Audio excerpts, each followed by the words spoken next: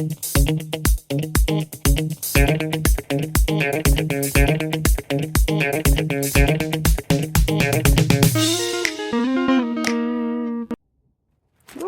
hi.